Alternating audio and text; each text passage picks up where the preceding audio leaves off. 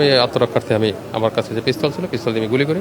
আমি যখন দেখলাম যে আমি তো মারাই গেছি বা মারাই যেতাম, এক বিকাশের দোকানদারকে কুপিয়ে তার কাছ থেকে বেশ কিছু টাকা পয়সা নিয়ে গেছি। তো আমরা একটা টিম এখানে আসি, তো এখানে বেশ কিছু রুম আছে, টিন শেড রুম। আমি একটা রুমে প্রবেশ করি, আর সামনে ফেরার তরুণ আর একটা রিক্সার গ্যারেজ আছে, ওখানে তো প্রবেশ করে।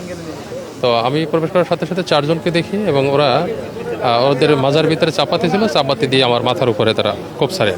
তখন আমি আমার বাম হাতটা উপরে দিয়ে আমি কোপটা করে আমি যখন দেখলাম যে আমি তো মারাই গেছি বা মারাই যেতাম, তখন আমি আরও তিনজন ওরা, যেহেতু আমি একা, তখন আমি আত্মরক্ষার্থে আমি আমার কাছে যে পিস্তল ছিল পিস্তল দিয়ে আমি গুলি করি। এই গুলিতে দুইজন ছিনতাইকারী আহত হয় এবং আমরা ঘটনাস্থলে চারজনকে গ্রেপ্তার করতে সক্ষম হই। বাই দিস টাইমে আমাদের এসআই তরুণ চলে আসে, তরুণের উপরও অ্যাটাক করে, তরুণও আহত হয় এবং বাকি ফোর্সরা সবাই মিলে আমরা বাকি চারজনকে গ্রেপ্তার করতে সক্ষম হই।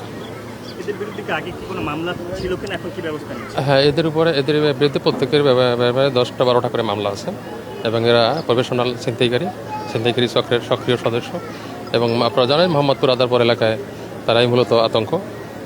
তো এই মেসেজটাই আমাদের কাছে ছিল আর কি।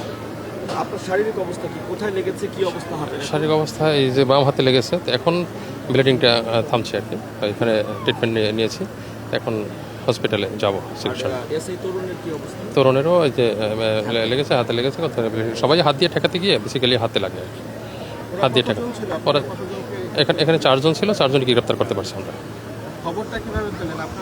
আমাদের সোর্সের মাধ্যমে মূল ঘটনা কি হয়েছিল যে মানে দিনে দুপুরে একটা দোকানে গিয়েছিল, হ্যাঁ ওখানে আমি একটু সাথে যোগ করি। আমি যতটুকু জানি যে গতকালকেও তারা একই ঘটনা ঘটিয়েছে শ্যামলী না সরি আসাদ গেটের অপোজিটে জাপান গার্ডেনের এখানে যে দোকানগুলো, সেখানেও মনে হয় ছিনতাইয়ের ঘটনা ঘটেছিল।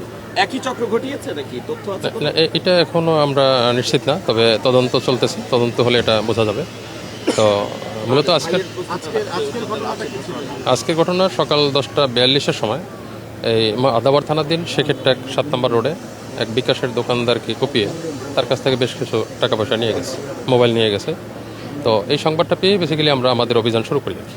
তো অভিযান আমরা বিভিন্ন এলাকায় করতে করতে এক পর্যায়ে আমরা সোর্সের মাধ্যমে সংবাদ পাই যে তারা এখানে অবস্থান করতেছে।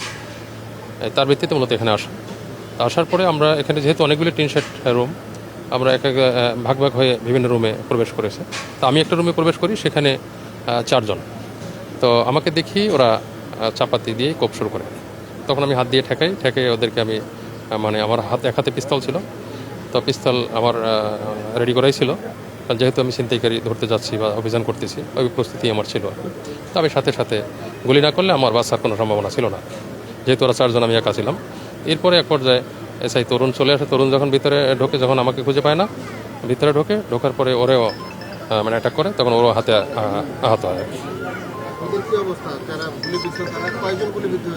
ওরা গুলিবিদ্ধ যতটুকু জেনেছি দুইজন চারজন গ্রেপ্তার চারজন। তারা এখন তাদেরকে সাথে সাথে চিকিৎসার জন্য প্রেরণ করা হয়েছে। এটা তো এই সংঘবদ্ধ চক্রে তো চারজন না, নিশ্চয়ই আরো অনেকেই আছে। বাকিদের বিরুদ্ধে অভিযানের কি অবস্থা? হ্যাঁ, জোরালো অভিযান চলবে আমাদের, এবং আমি চাই যে মোহাম্মদপুর আদাবার পুরো নিরাপদ হয়ে যাবে ইনশাআল্লাহ।